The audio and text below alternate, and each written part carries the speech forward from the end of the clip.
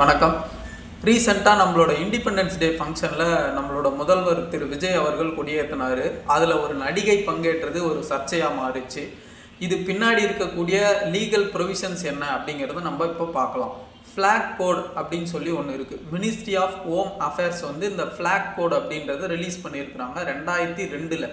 இந்த ஃப்ளாக் கோடு என்ன சொல்லுது அப்படின்னா, ஒரு தேசிய கொடியை நம்ம கொடியில் ஏற்றும் போது என்ன ப்ரோட்டோக்காலை எல்லாரும் ஃபாலோ பண்ணணும் அப்படிங்கிறது சொல்லுது. தேசிய கொடியை யாருனாலும் ஏற்றலாம், அரசாங்க டிபார்ட்மெண்ட்ஸில் ஏற்றலாம், கவர்மெண்ட் ஆஃபீஸஸில், கவர்மெண்ட் பில்டிங்ஸு, அதுக்கப்புறம் ஸ்கூல்ஸில், எஜுகேஷன் இன்ஸ்டியூட்ஸில் எங்கேனாலும் யாருனாலும் சுதந்திர கொடியை ஏற்றலாம். நம்மளோட தேசிய கொடியை ஏற்றலாம். அதோட ப்ரொப்போர்ஷன் 3:2 இருக்கணும். With 3, height 2. இந்த ப்ரொப்போர்ஷனில் இருக்கணும். கிழிஞ்ச துணியோ பழைய துணியோ நம்ம தேசிய கொடியாக இருந்தால் அதை பயன்படுத்தக்கூடாது. அதுக்குன்னு ஒரு ரெஸ்பெக்ட் கொடுக்கணும். அதேமாரி ஃப்ளாக் ஆயிஸ்ட் பண்ணும்போது எல்லாரும் அதை எழுச்சி நிமிர்ந்து அதை பார்த்து மட்டும்தான் சல்யூட் பண்ணணும். அதேமாரி கொடி ஏற்றுற அந்த கம்பத்தில் வேறு கொடிகள் இருக்கக்கூடாது. நம்மளோட தேசிய கொடி இருக்கக்கூடிய கம்பத்தில் வேறு கொடிகள் இருக்கக்கூடாது.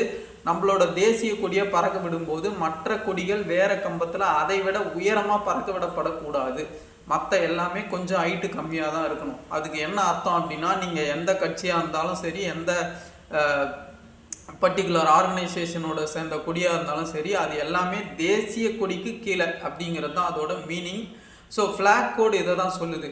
இதை தவிர்த்து ஃபங்க்ஷனுக்கு யார் யாரெல்லாம் வரணும் அப்படிங்கிறது செக்ரட்டேரியட்டு, கவர்மெண்ட்டு, செரிமோனியல் ரூல்ஸு இதுபடி டிசைட் பண்ணுவாங்க. சிஎம் சில பேரை பர்சனலாக இன்வைட்டும் பண்ணுவார். ஸோ இந்த மாதிரி தான் ப்ரோட்டோக்கால் இருக்குது. இவங்க தான் அட்டன் பண்ணணும், இந்த பர்டிகுலர் ப்ரொஃபஷனில் இருக்கவங்க தான் அட்டன் பண்ணணும், இவங்கெல்லாம் அட்டன் பண்ணக்கூடாது அப்படின்னு சொல்லி எந்த ரூல் புக்லேயும் கிடையாது. இதெல்லாம் சில பர்சனல் டிஸ்கிரிஷனில் நடக்கக்கூடிய சில விஷயங்கள் தான்.